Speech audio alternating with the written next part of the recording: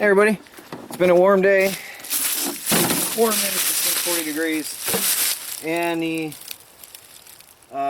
jugs are overflowing. But I need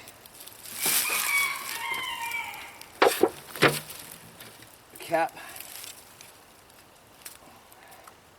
It's partly frozen from last night, but so what I do is just swap jugs and let it continue dripping into the new clean jug.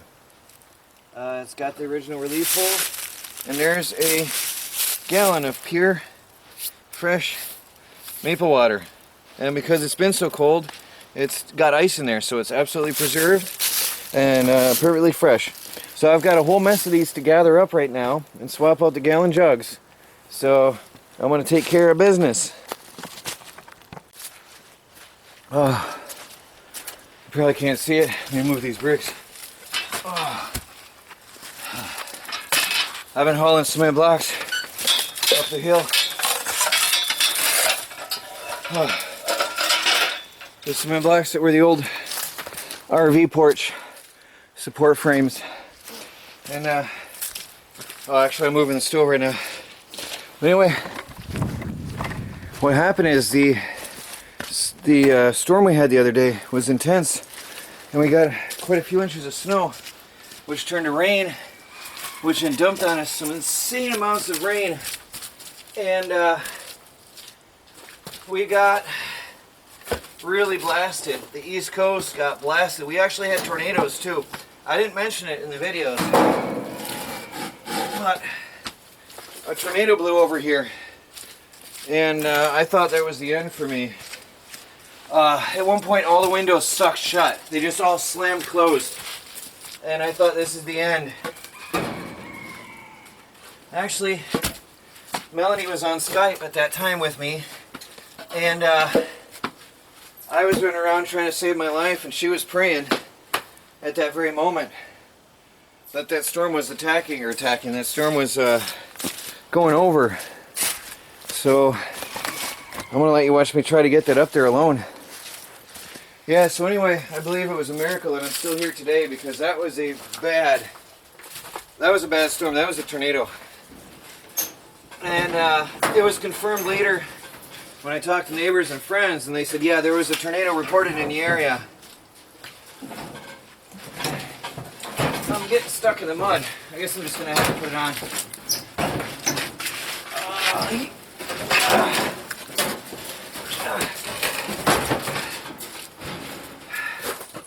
Slipping in the mud. So that'll keep that off the ground and protect it from the elements and from rotting on me.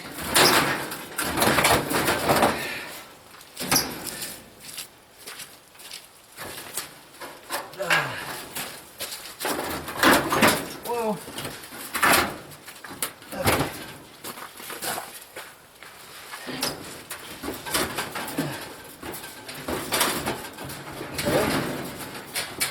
Good. That worked out.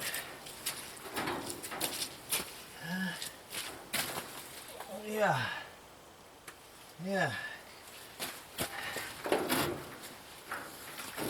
Oh, I'm gonna have to have a sit down. I'm gonna have to put a chair out here on bricks.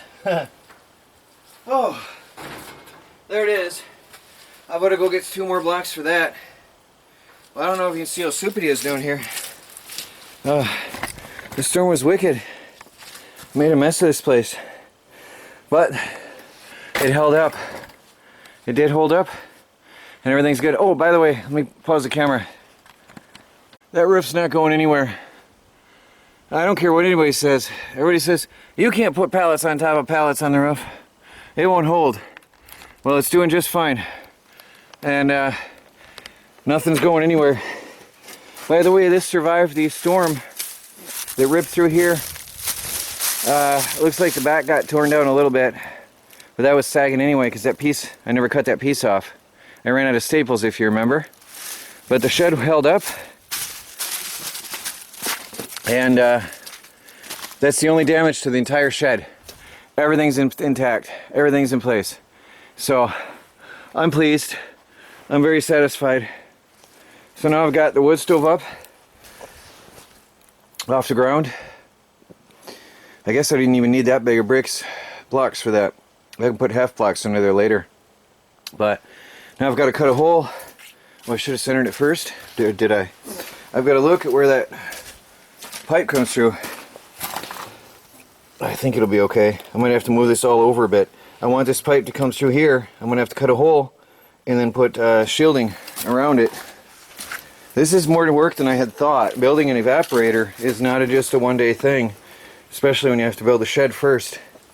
So I'm going to get that up off the ground, and then the next thing I'll do is come over here and take the shielding off this and see how far I can get before it gets dark on making an evaporator. But I think I'm going to have to move that over some. I think I can shift the blocks and then shift the stove, but I'll do that after I've adjusted it for the pans. Be a little bit less metal on it too. So let me get that thing out of the mud and off the ground, and that'll extend its life as well. And then we'll get working on this evaporator, and then hopefully start boiling some maple sap into syrup. Hopefully these will fit. I hope they're the right height.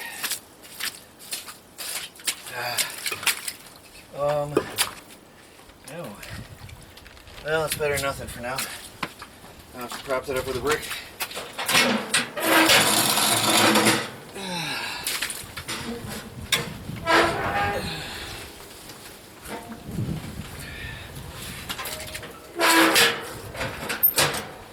Well, that's really low. Definitely need some bricks. Didn't realize how short those were. Well, it's definitely better than being in the mud.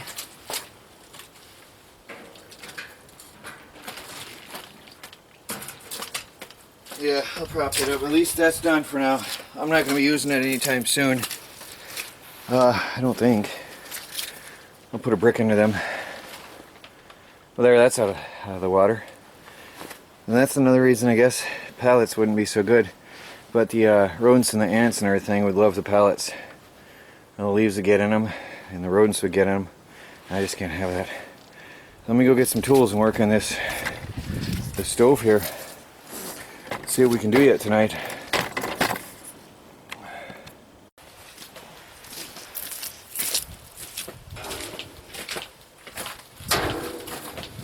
I have to remove this heat shield on top where the screws are hardly held in.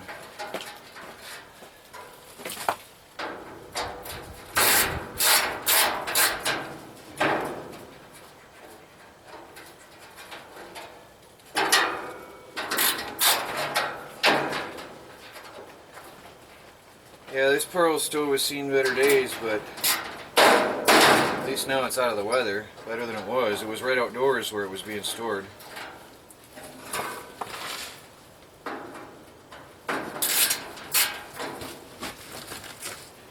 Maple syrup evaporators cost around $5,000 used. At least the ones I've seen. I saw one for $3,500 last year, but it didn't last long. It was sold quick. Not that I had the money, but I looked.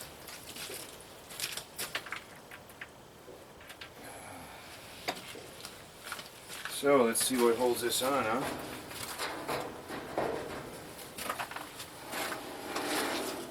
Not quite sure.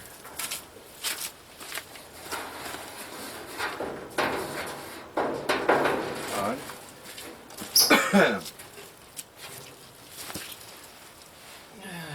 Don't know. I hope there's no screws underneath. No, I don't see anything. I see air. I see air.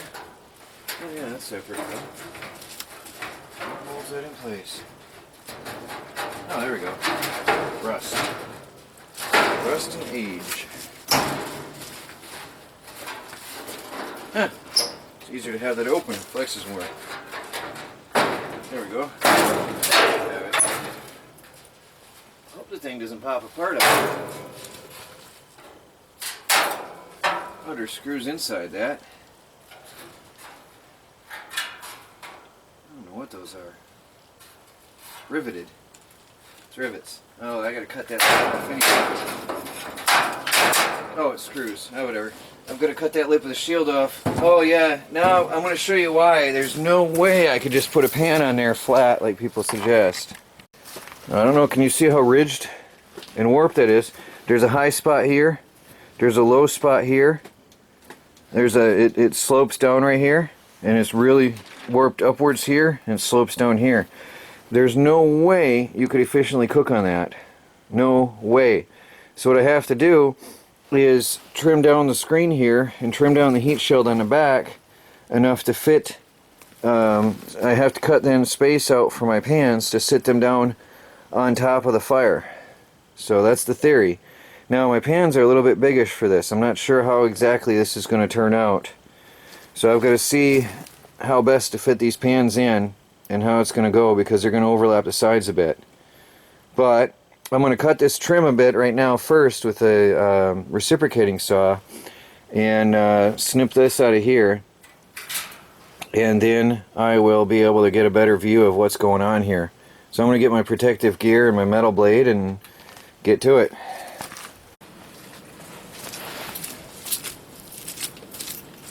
I'm not wearing a hard hat because I think I need it. It's because the ear things were attached.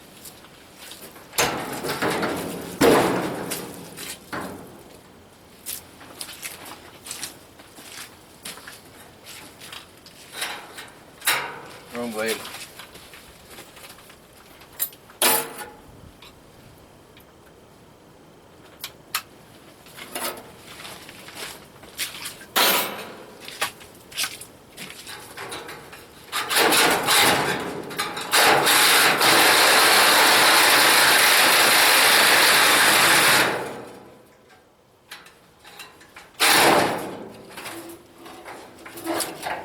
That doesn't.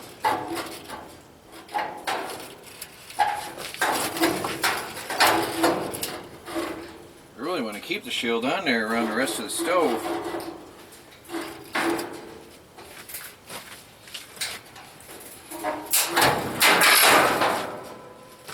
Oh, that's welded. That's spot welded.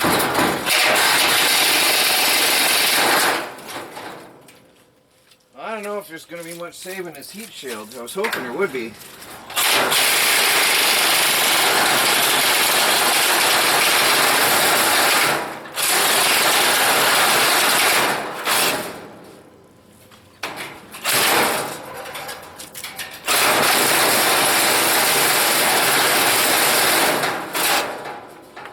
There's a spot weld there. Almost thinking the hammer might do the job easier.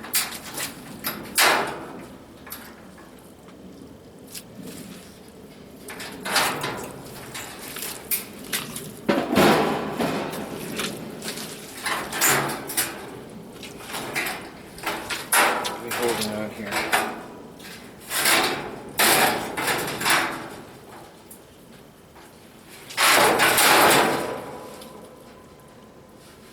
Trying to do as little damage as possible to this thing. That's attached here.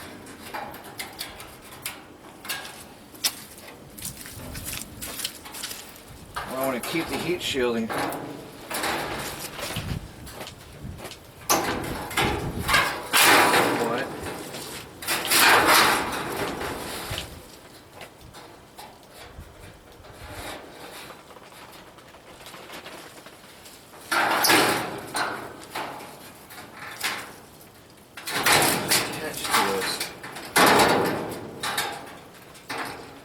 Don't need the front screen. We got one little spot weld causing me trouble here.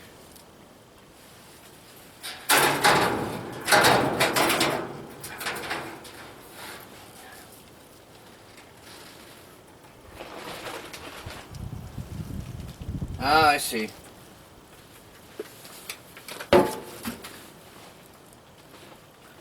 I'm going to work at that. I won't bore you with that.